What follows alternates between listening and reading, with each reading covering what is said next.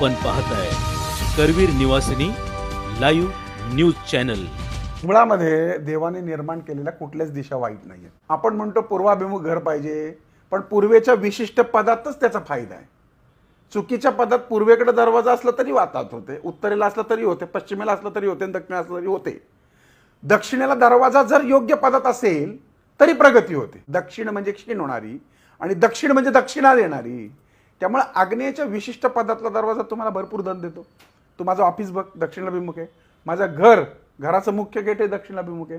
माझ्या घराचा मुख्य दरवाजा पश्चिमाभिमुख आहे। लोक वेड्यासारखं काही करतात।